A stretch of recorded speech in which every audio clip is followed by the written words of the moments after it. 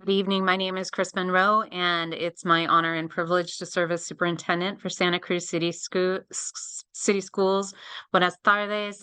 Yo soy Cristina Monroe. Yo soy la superintendente de Santa Cruz City Schools. I'd like to introduce the rest of our panelists this evening, and I'm going to just go around the room and have each of our panelists introduce themselves. Sam, will you start? Yeah, hi, my name is Sam Rollins. I'm the Chief of Communication for Santa Cruz City Schools, as well as a district parent. My kids go to Galt, and so we'll be headed to B40 sooner than I'm ready for. My daughter's in fourth grade. Yeah, and I'm excited to be here. Okay. Oh, sorry. You got cut off and I realized you called me. I'm Dorothy Coito, Assistant Superintendent of Educational Services.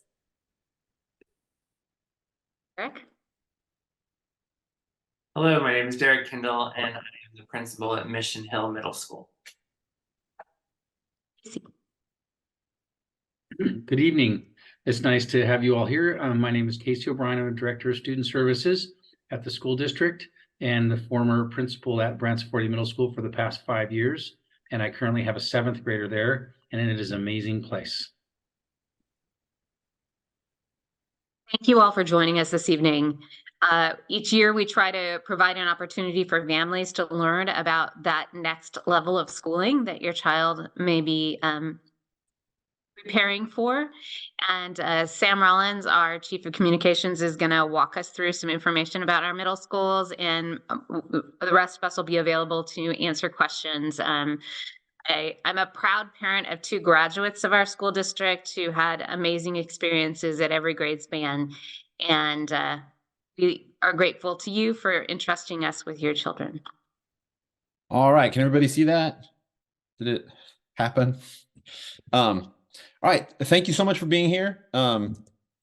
We know that middle school is a serious transition. Anytime you move from one school to another, it's a pretty serious transition. And so thanks for being here and giving us the opportunity to provide that preview of what it's going to be like so that we can make the smoothest transition that we can. We got a lot of supports and opportunities available in middle school, and we want to make those as easy to navigate as possible as you head in. And so that's going to be one of our big themes for today. Now, at the bottom of your screen, you can see that there is a Q&A section. There's a chat. Please feel free to put your questions in there from the word go.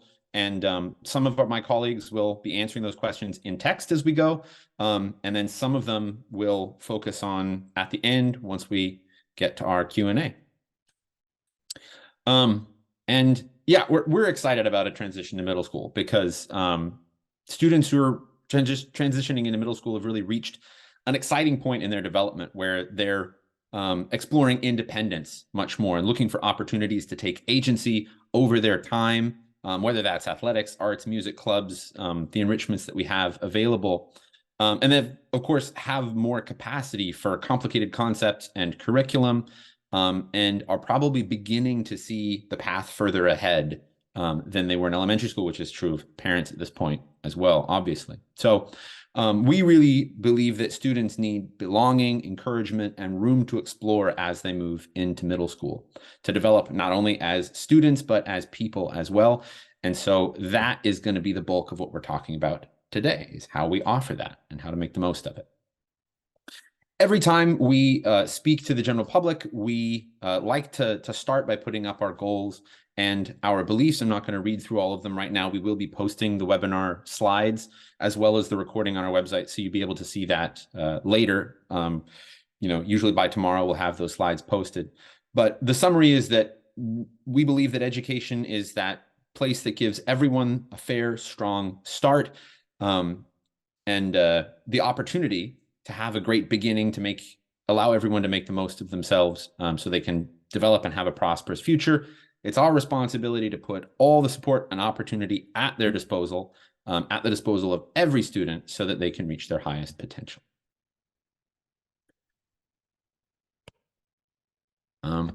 Yeah, so what middle school really is a broadening of the horizon. it's a time when students are not only developing more skills, but beginning to think about what skills they want to develop and look for ways of choosing how to spend their time. So it's an incredibly exciting point to be at. And I should say that what we're talking about today is primarily our two comprehensive middle schools, Mission Hill and Branciforte. There's a lot that makes each of these schools unique. And as you already heard at the start, if you ask anyone who works at either school, they'll have a long list of reasons why that's the better one. We're not going to get into the unique specifics today, but you can ask questions of each school since we're going to have representatives here. And then, yeah, I do encourage you to visit the websites for these schools to learn more about them, to learn more about the particulars of each one. We've recently redesigned the website, so hopefully they should be very easy to navigate. But today we're going to be talking about opportunities, structures, curriculum, and enrichments that exist at both of our schools. And I did want to point out that these aren't the only options that we offer in middle school. We do have a middle school program through AFE, our Alternative Family Education. And this is a homeschool program, but it's not exclusively homeschool. It has its own campus, and it has enrichment classes throughout the week, so families can decide what balance they want of collaboration and in-person time with peers and independent homeschool time as well. The other nice thing about AFE as an option for homeschooling is that it is all done with credentialed teachers. Families collaborate with teachers to decide on curriculum and navigate everything that's available, and it's very customizable. So if AFE is something that you would be interested in for middle school, I've also put the website for that here on the screen down at the bottom. It's an opportunity held through our small schools campus, which is that grand old campus at North Branciforte and Water. And you can ask us questions about that as we go as well. Okay, but here's the table of contents that we're going to go through, and we're going to try to go through it quickly so that we can leave lots of time for answering your questions live at the end here. So as I said, this is an expanded horizon. There's a lot more going on in middle school, and because it's that more complicated environment, first and foremost, we believe that it's hugely important to offer all students a warm welcome, whether they're coming in at 6th grade or 7th grade, because we know that we have schools that feed in at different times. We want to make sure that everyone feels welcome on day one, regardless of what grade they're starting. We'll talk a little bit about that, as well as our academics, and this being the beginning of the college prep curriculum. We will focus on our career technical education programs, which we're incredibly excited about, where kids get their hands in the academic process and learn real world skills. We'll go through what enrichments and extracurricular activities there are available at our campuses. We'll look at what our academic supports are and how to get engaged with them. We'll talk a bit about leadership opportunities at our middle schools and how that feeds into this time and development for kids. And forgive me that I keep saying kids, I should be saying students, but again, my kids are in elementary, so that's the word that I get when I go reaching for a word.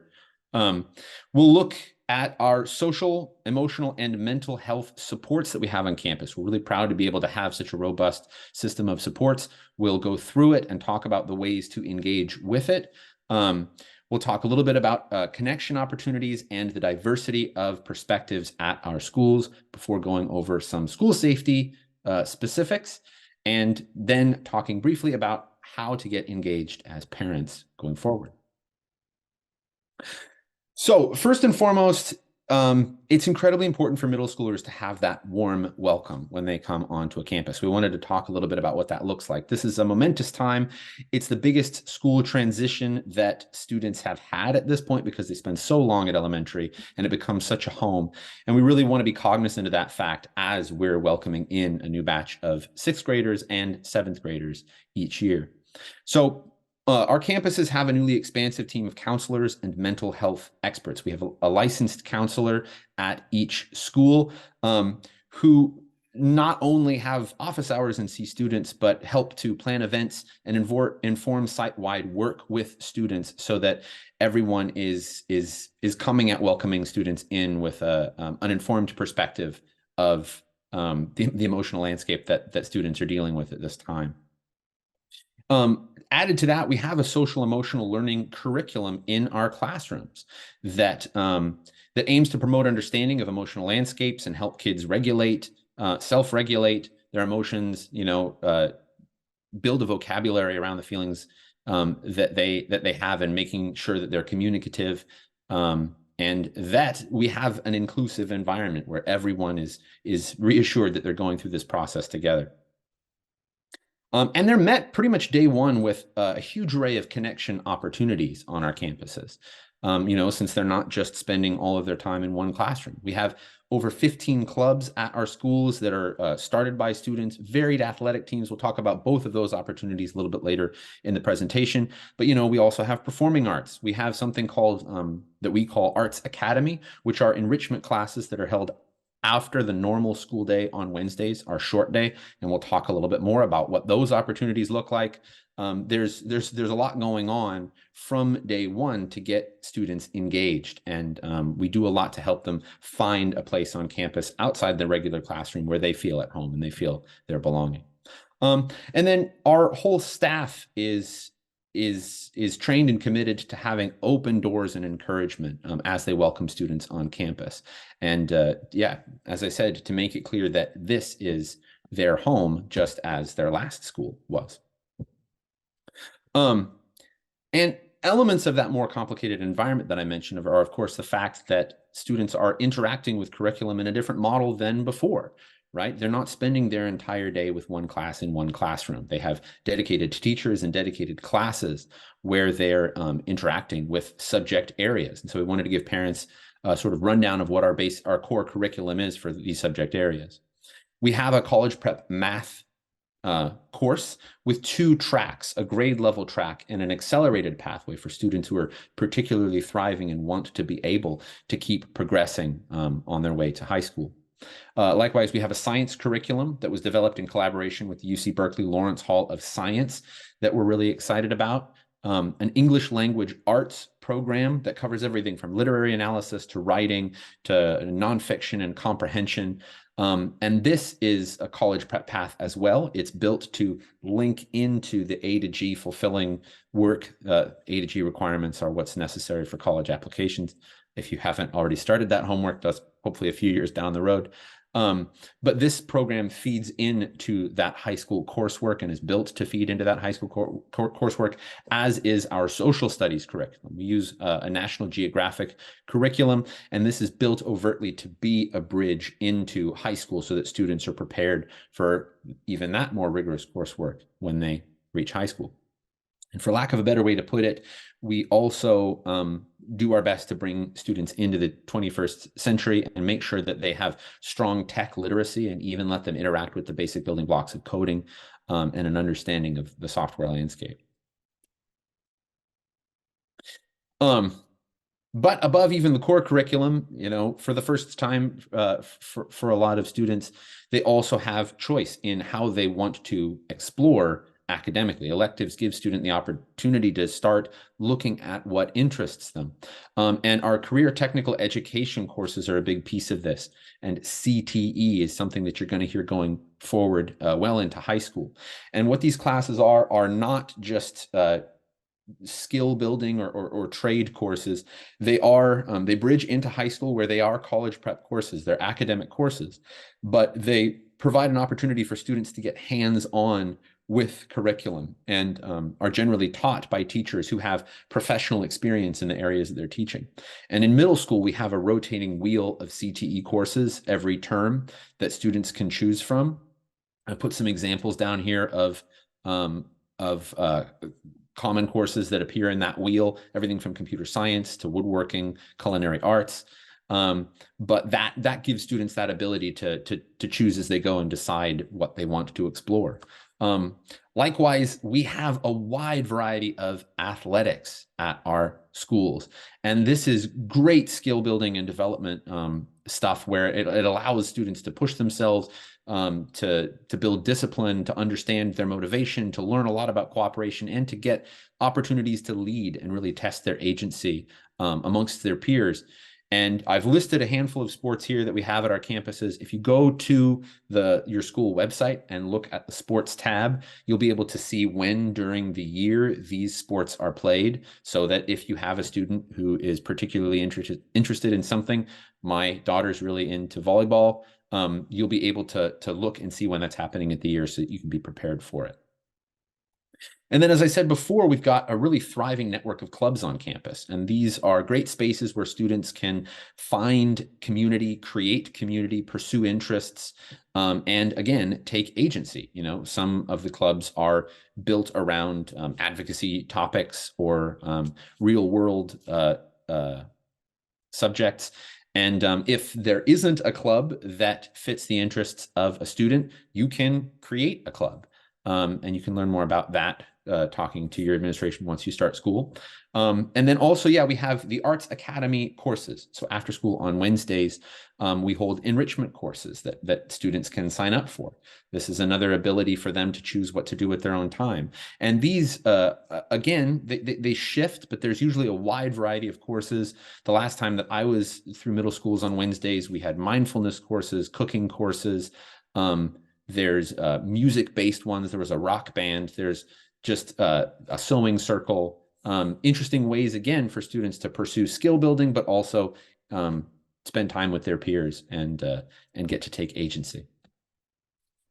And so there's really a lot of work, as you can see, to encourage students to find spaces and seek belonging on our campuses, whether it's with a team or playing music on stage or writing in Word Lab. There's a really interesting opportunity at our schools where students, they workshop writing with their peers in guided sessions. And at the end of the year, if you participate in Word Lab, you're published. You get to see yourself written in a book. It's an awesome opportunity for students to again, sort of see their work pay off. That's through a partnership with Bookshop Santa Cruz and the Museum of Art and History.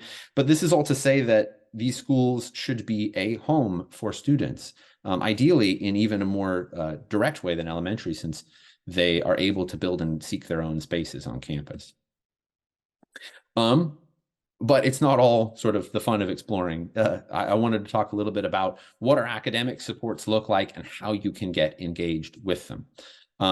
So at our campuses, our supports are organized by a resource called an RTI coordinator. RTI stands for Response to Intervention. Who this person is a credentialed teacher who exists to help track the progress of students and design supports around them based on their current strengths and challenges and learning style. And the supports that they will coordinate around them are academic tutoring with staff, as well as peer tutoring, which is a really interesting program that's becoming more and more popular at our schools and very effective. I'll talk more about that in a second. The RTI coordinator will also coordinate language support for English learners, broad supports in special education, and will connect students with support courses or interventions throughout the day in any of the ways where students need a little bit more support at a particular time in a particular subject area. And so what this work is meant to do, the goal of this work is to build tools within students so that they can weather future challenges without support. And I think that's important to say. We will provide support for any student who needs it as long as they need it. But the goal of the support is to put the student in a place where they can weather challenges on their own in the future. And a big piece of this is our peer tutoring program. We're really excited about it. It just keeps getting more participation because we've found that, so what the program looks like is if a student is particularly strong in a subject area, they have the opportunity, we give them the opportunity to be trained to work with that curriculum with other students. It's kind of like a proto-teacher training. And then as they tutor students, this kind of great thing happens where the student being tutored has an easier time grasping concepts sometimes when they're learning with someone who is their age, but also who has so recently grasped the concept themselves. It makes a great parallel to the classroom environment. And for the student who is tutoring, they learn so much, so many intangible skills and interpersonal skills, communication, reading other people, leading groups. It's a really wonderful environment for them. So it's a win-win that we keep growing because of how well it's going. And then I also wanted to point out, of course, no school or any school in any district is only as good as its teachers. All of our teachers are credentialed. They are experienced in their subject area. We also always provide our teachers access to the most up-to-the-minute pedagogy. We want them to be able to have access to learn high-impact strategies, or so I should say refine high-impact strategies as they go. And this really speaks to our sort of mindset on the whole approach, which is that we're all learners. You never stop being a learner, once you pass a test or anything. So we offer our teachers that ability to continue to hone their craft as they go and get them access to trainings and curriculum and professional development.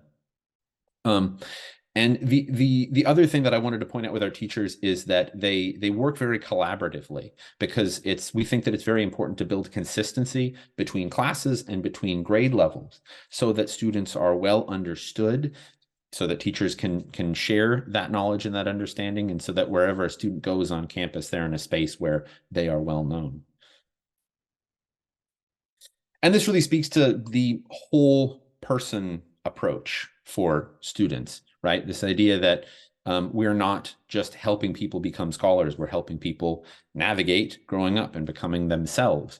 And a huge piece of this, of course, is our licensed counselors, who, as I said before, are very active in campus events and groups, not only to foster connections amongst the student community, but to make themselves well known amongst the students. And anytime I go to either campus, I feel like I end up in the counselor's room, because it's always such a warm and compelling place to be. But the idea is that our counselors have open doors, but an open door is much more inviting if you know the person in it and if you've already got that connection. We also have positive behavior intervention teams on campus. You're going to be hearing the acronym PBIS often. And what this is really a system of setting clear expectations everywhere on campus. What are the expectations of your behavior in the hallway, in the classroom, on the field, in the assembly? And then communicating those expectations very clearly, and then calling out good behavior as often as possible to reinforce good behavior.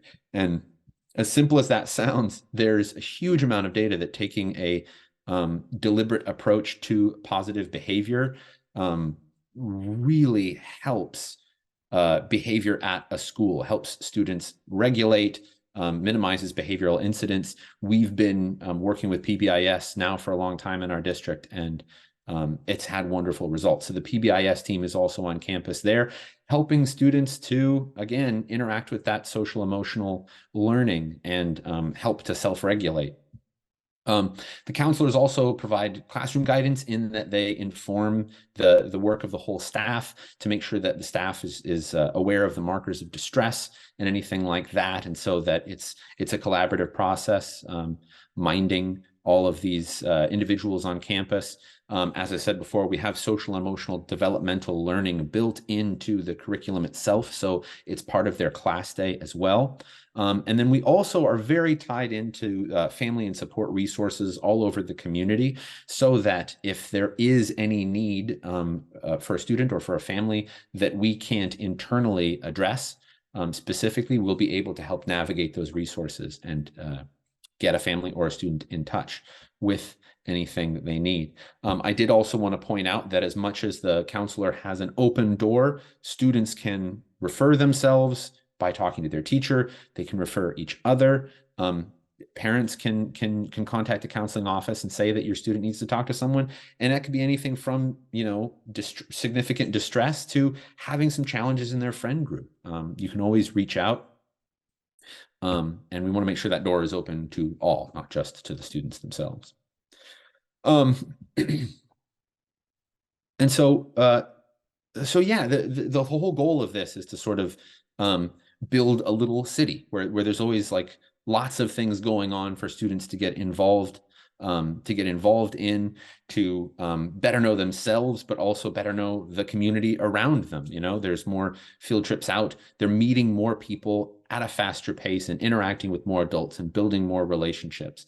And so we really we lean into the complexity, but also try to provide as much guidance and support through it as we can. But of course, this environment of discovery is not possible unless a student feels very physically and emotionally safe. So we invest first and foremost a lot of time, training and resources into connectedness and relationships. And this is the highest impact area as defined, as found by a huge volume of data amassed by the Secret Service on school safety. And they found that the highest determining factor in school safety is the connectedness that a student feels with their peers and with their school community. So this is something that we put a lot of resources in to build that community with all the things that I mentioned before, with events and encouragement. And of course, we support students with mental and emotional health resources so that the whole campus is keeping an eye on what a student needs at any given time. As well as that, our entire staff is trained regularly with a county-wide response framework. We work with first responders of all kinds across the county so that we are prepared for anything that happens on campus. All of our schools are installing smart locking systems. These are key card doors that lock by default and give staff the ability to lock down areas if necessary. And the majority of doors will only open to authorized people. And we also have all our students and even our community has access to an anonymous tip and alert system. If you go to your school's website and you go to the student or the parent tab, you will see you have the ability to report a concern. Anything that you put in there will come to the administration, but we also partner with an outside agency who looks through those responses. And if anything is high urgency, they immediately alert the administration and, if necessary, first responders. So that could be anything from a significant concern to, you know, oh, something is broken on campus and someone needs to fix it.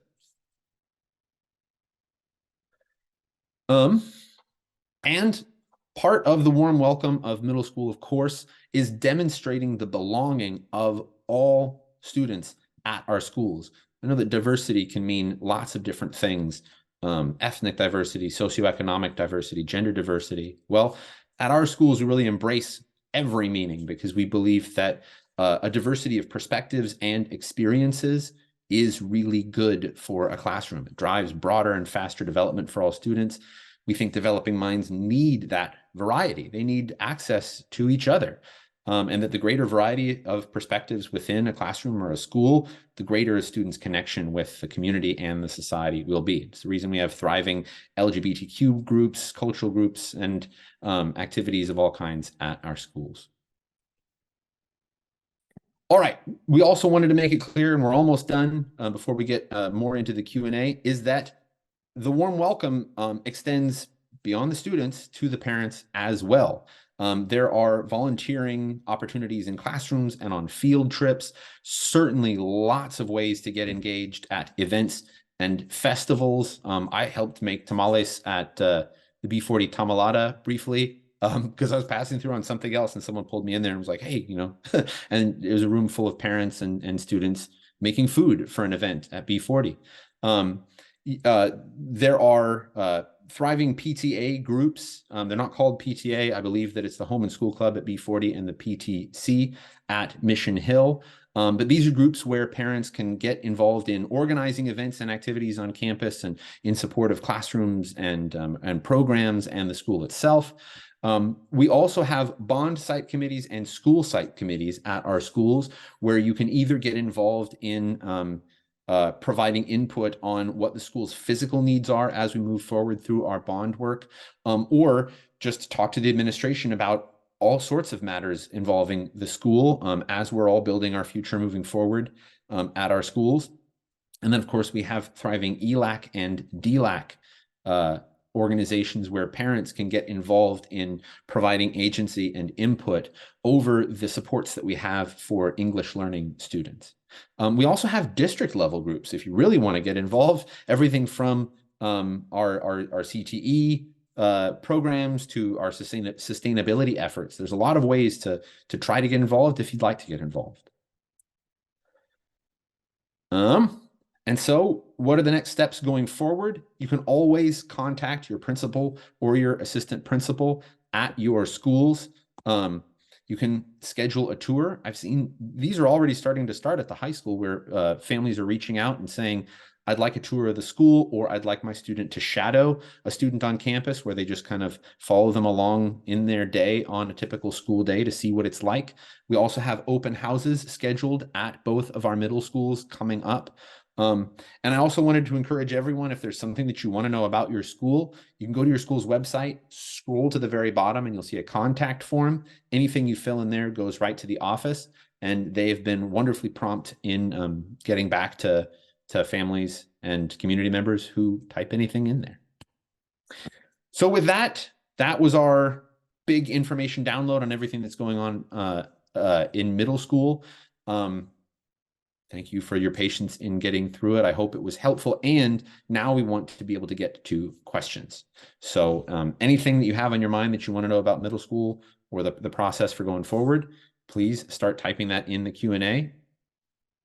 And I'm going to stop sharing my screen. So there's a question about how do I figure out which middle school I go to? You can find out your neighborhood middle school by going onto our district website and putting your address in to figure out which school you are assigned to. We do have an open enrollment process if you're interested in enrolling in the in another middle school that's not in your neighborhood. And to add to that, you will receive a letter in January that will be a welcome and a hello, and it will invite you to begin the enrollment in your neighborhood school, and it'll have that school listed. So you'll know which school you're in, and you could check the map sooner than that, as Ms. Monroe mentioned, and then that could trigger your choice to consider enrolling in one of the other schools. That'll come in January. And I wanted to introduce Debbie Puente, our principal at Branciforte Middle School. She was at an event at school that held her up a few minutes because all of our principals are busy. But wanted to make sure that she got to say hello. I saw there were some questions about the dual immersion program, and I want to kind of address the elective issue. You know, we make choices as dual immersion parents to let our kids, or to have our kids take Spanish in middle school. And I'm going to tell you what it does for them, because I'm the parent of two-way immersion students who went through the program at Branciforte and then went on to Harbor High School, is that they complete their Spanish requirements in high school much earlier, and then they have access to more electives while they're in high school. So although they miss some of the elective opportunities, not all of them, because of Arts Academy, other options are really exciting and wonderful. It's a choice. It's a choice, and it's a rich choice. And I'm going to tell you, it's really benefited my kids to be bilingual and biliterate. And they didn't always like having to have that extra academic class during middle school, but it was great for them. And I have one of them that is pursuing a degree in Spanish in college.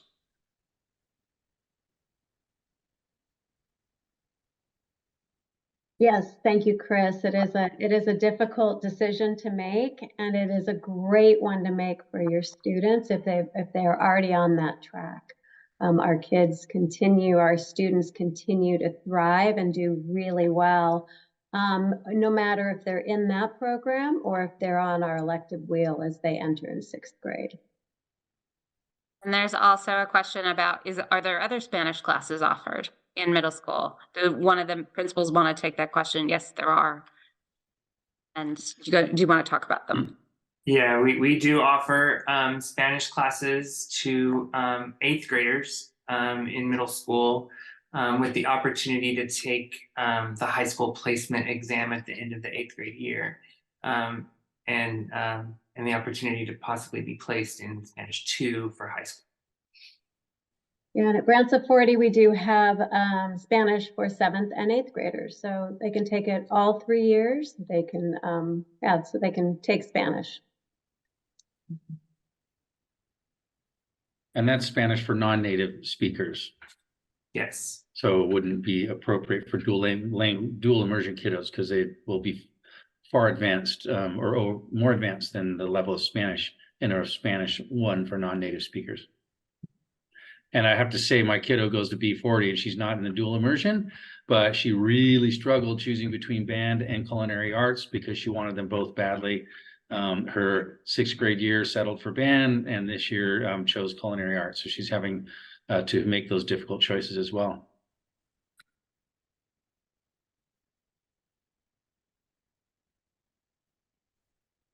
But I would say that both of our middle schools have rich elective offerings. And CTE that isn't available in many middle schools in the state. We're really fortunate to have them in our schools.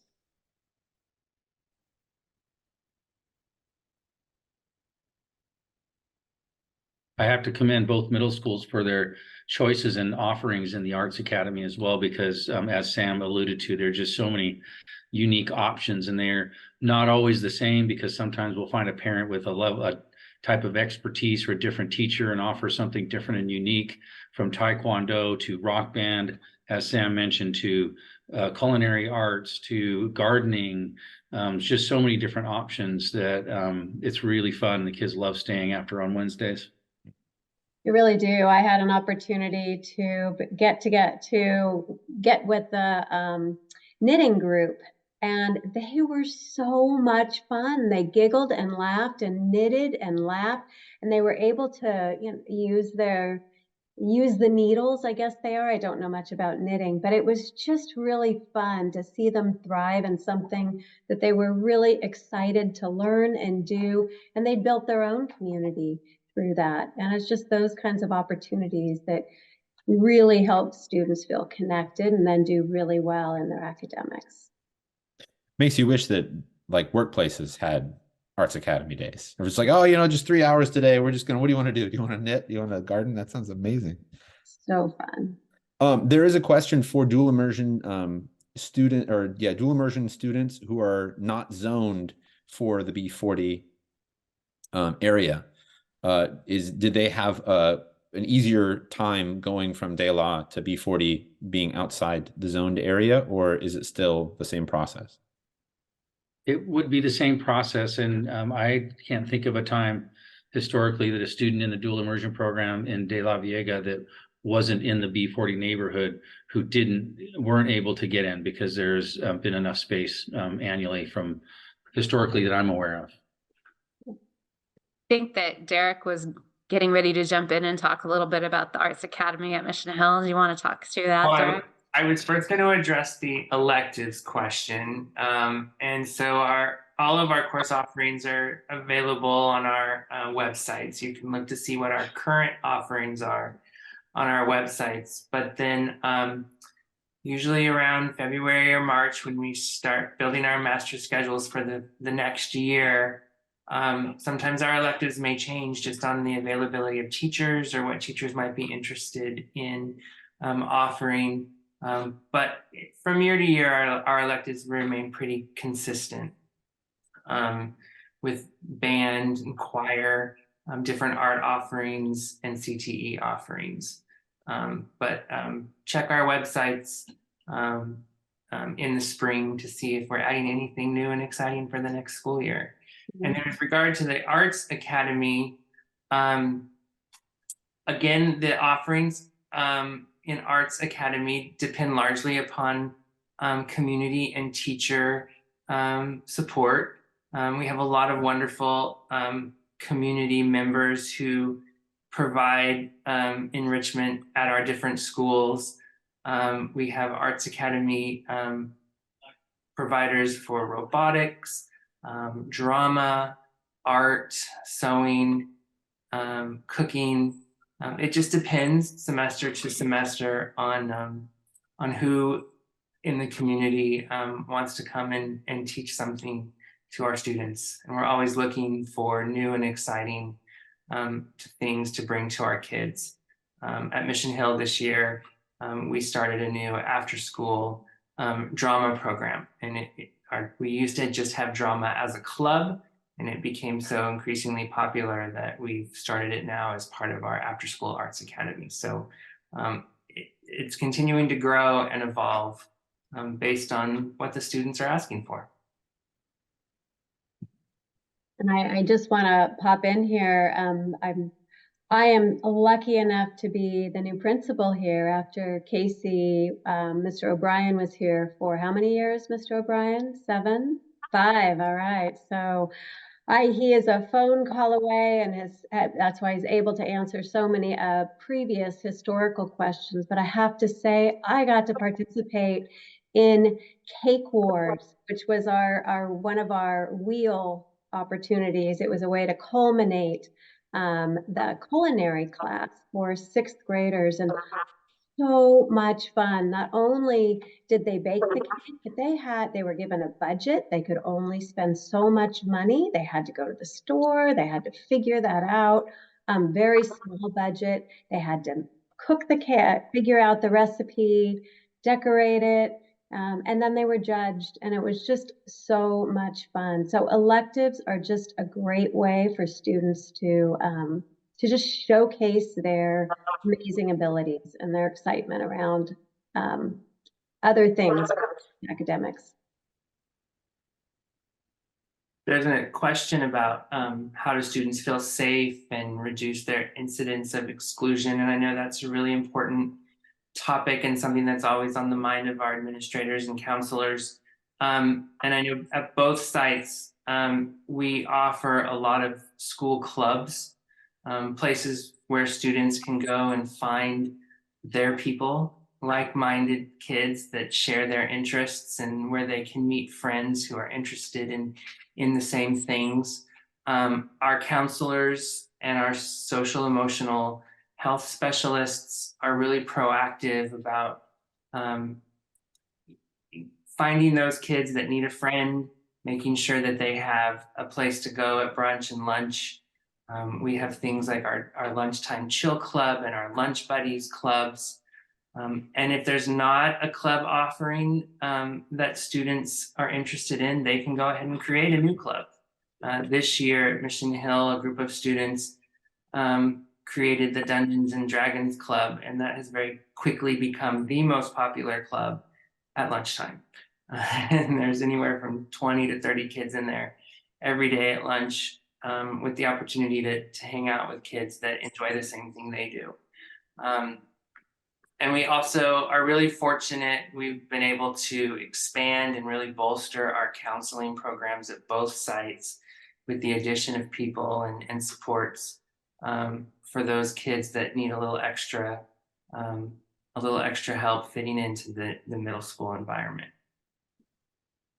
And our counselors, I know that it's the same as at Mission Hill, really look for students who might be looking for others to connect with, and do that connecting for them, and support them in building some relationships with like-minded people, as well as joining all those clubs. Magic the Gathering is huge here as well. A question about math pathways in our middle schools, and if a student wants to accelerate in mathematics, if they're doing, they are ready to move quickly through the middle school math curriculum, they can begin with math course 2 instead of math course 1. And they will complete integrated course 1, which is typically a 9th grade course in their 8th grade year.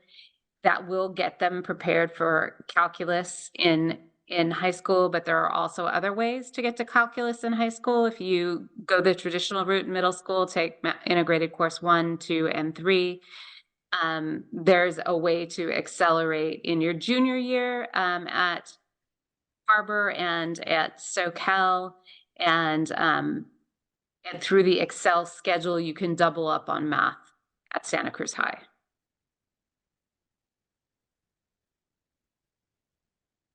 I think there's a question about STEM and girls there too, and how we keep girls engaged. And do any of the principals want to take that one? Well, at Mission Hill, we're really fortunate in that we have a group of female mathematicians from UCSC that come down in the afternoons and offer tutoring to our students. So a lot of our students have the opportunity to see female role models in the field of math. And then again, through our math clubs, and we have a math peer tutoring program at Mission Hill. We have about 40 students in that, and I would say it's about a 60-40 split female to males that are participating in that peer tutoring program. So there are lots of opportunities and different ways that we keep all of our students, but in particular our female students, engaged in the math program. And I think too, we also have staff, or our faculty is at B40 is all female for math, which is highly engaging. And I know there are also females at Mission Hill. So that provides great role modeling, great excitement, and they just really connect with the students so that they can see how math can be applied in the real world.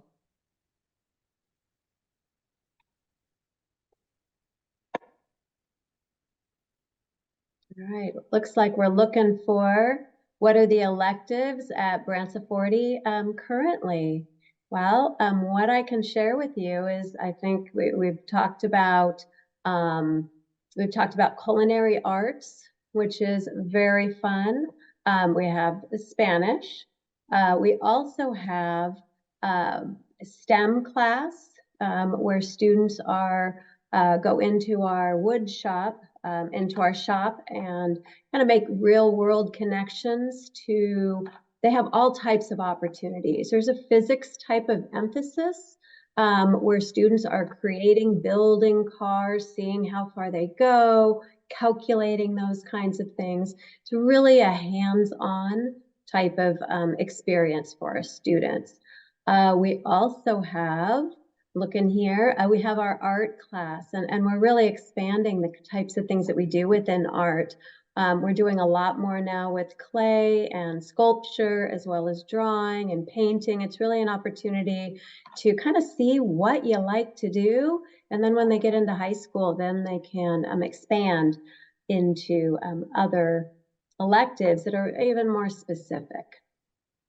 Trying to think what else. I'm looking, I can see a couple, I can add a few others. Right. Thank you. Debbie, yeah, there's AVID. There's an AVID class, which is an amazing class. It's called Advancement via Individual Determination. And it's a really cool class where students can explore different careers and they learn organizational skills and they learn a little bit about what it takes and A through G requirements in high school to get into college.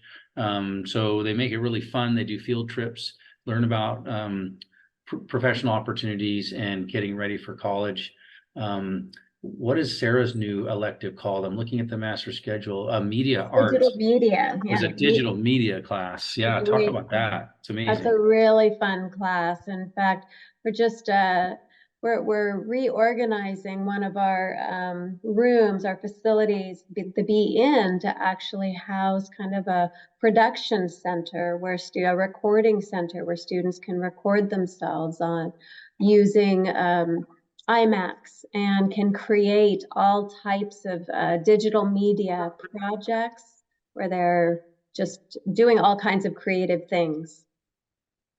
Did you mention there's art, 2D art and 3D art, so two separate art classes, one that does a lot of ceramics and things like that. Both schools have several levels of band and have amazing marching bands. If you've ever been to the holiday parade, and if you haven't, you should go, because the highlights are Mission Hill and B40 bands, always the biggest set of people marching downtown and having a good time. really cool music programs, very amazing. It's fun that so many of tonight's questions are about electives. Obviously, that's one of the exciting parts about moving on from elementary school to middle school. And there's another elective question wanting to know how many a student can take. And the middle school schedule of a 6-period day, it's a robust schedule for these students. And so it only leaves time in the day for one elective.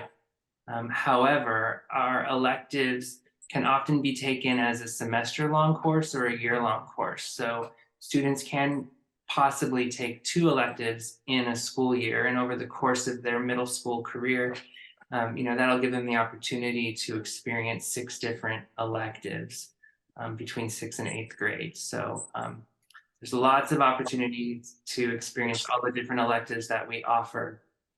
And if it's not offered, if there's not time to fit it into the school day, oftentimes there's those opportunities in Arts Academy as well. So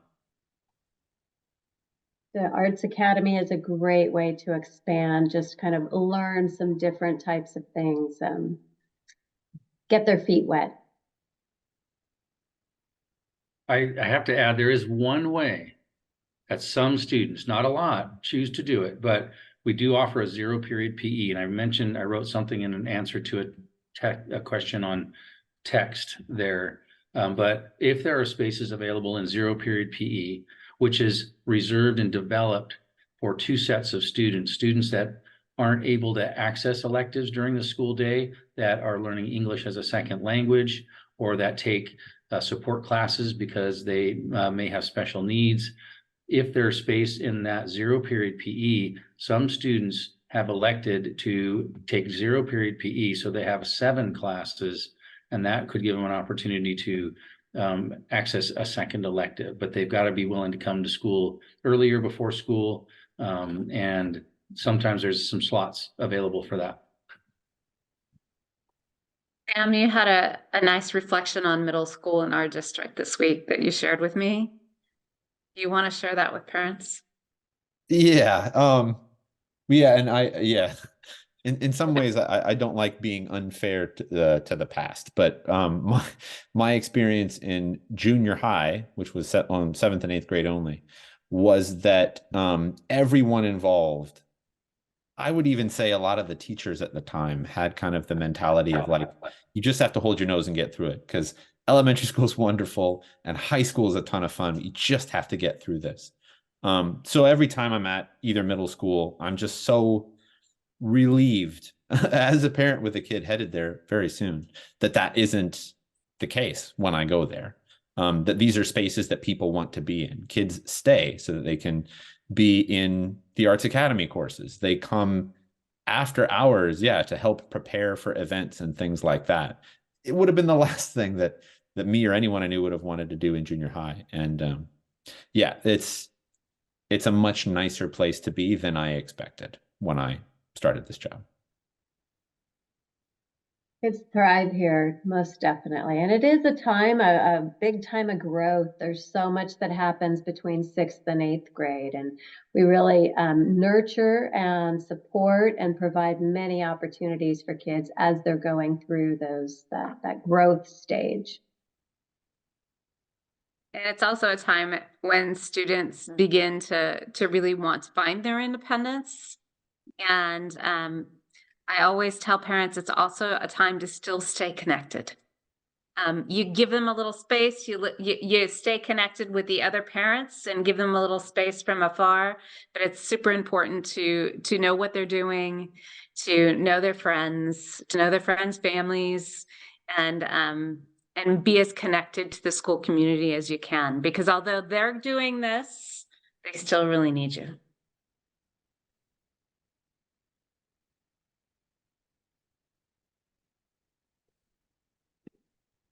Is there a dress code, and what is the policy on cell phones? If you want to go, Derek? I'm happy to, either way. Dress code's that's a big question. We want students, of course, to have the freedom to express their individuality and of course be comfortable at school, but we also want them to be able to perform the functions of the day, such as participating in PE and other things. So our dress code really just limits students to clothing that doesn't represent acts of violence or drugs or sex, or so no problematic emblems and things like that on school clothing, and then clothes that are suitable for the activities of the day, whether that be running the mile in PE or performing a lab experiment in science. But again, like I said, we want our students to be able to express their individuality. And with regard to cell phones, I can only speak for Mission Hill, but I think B40 may have a similar away for the day policy. There's a lot of research that shows that student anxiety decreases and student engagement increases when they don't have access to the cell phones during the day. And as an administrator, I know that there are far fewer incidences of office referrals, and our campus is just a much safer place when those cell phones are put away and turned off for the school day. And so we enforce that at Mission Hill. And I can echo that as well, Derek. Thank you. We definitely have them put away. We ask students to put their phones in their backpacks and to keep the backpacks in their lockers. They're all assigned lockers, which is a very exciting thing in middle school. To try to figure out your locker in the beginning, that's a big deal. And so students, they figure that out. We do have a web, I don't know if we spoke about it, but we do have a web day at B40, and I'm thinking we do at Mission Hill as well, where we invite all of our incoming students to join us, and the upper class students, so the 7th and 8th graders, become kind of the guides for those students. And that's when they learn how to open their lockers and they get to practice. And they learn that you have to put your backpacks in the lockers, and then they can, take the materials that they need for their class.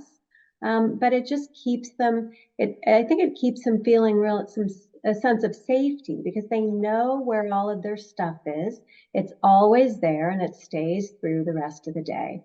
Now, if students need to call home, they most certainly can. We have a phone at B40 where it's dedicated for students to be able to call home, or parents can reach their students at any time, or reach out to the school, and we can easily get the students. But we really want them to focus on what's happening here at school, and then after school they can grab their phones and do whatever they need to do.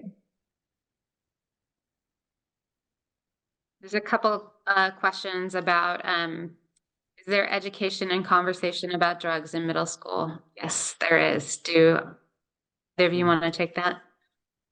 I would love to. Yeah, at least start, and you guys can add to that.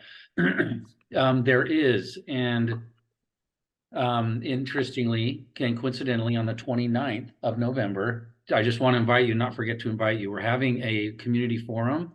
You'll get a flyer early next week, probably, that will invite you to a parent forum, so that you can hear a little bit about what we're doing for prevention, and what we do for intervention.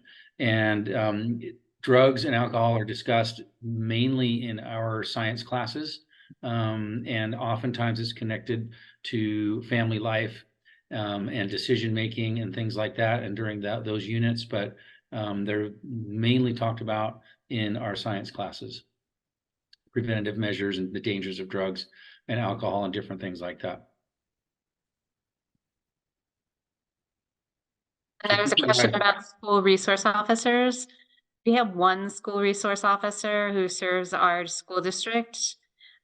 We also have campus supervisors on both of our middle school campuses, and they're wonderful young men. In this case, in both these cases, we've had young women that have served in this role as well, who the kids really like and respect, and they get supervision and guidance on campus all day long.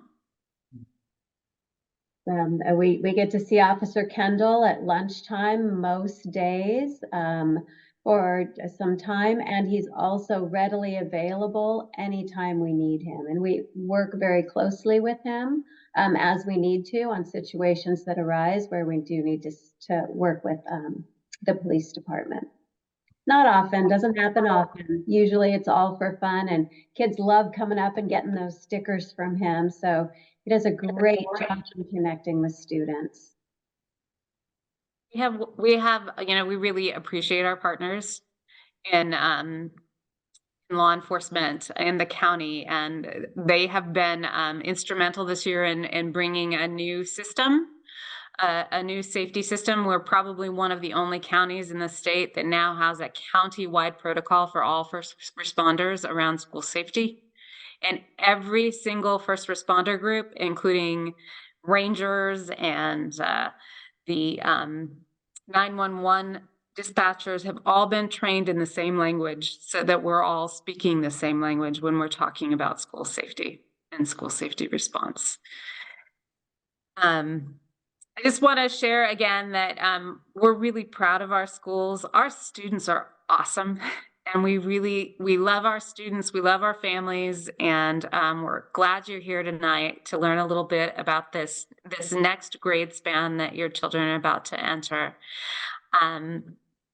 And middle school in Santa Cruz City Schools is a lot of fun, and lots of opportunities to learn and grow.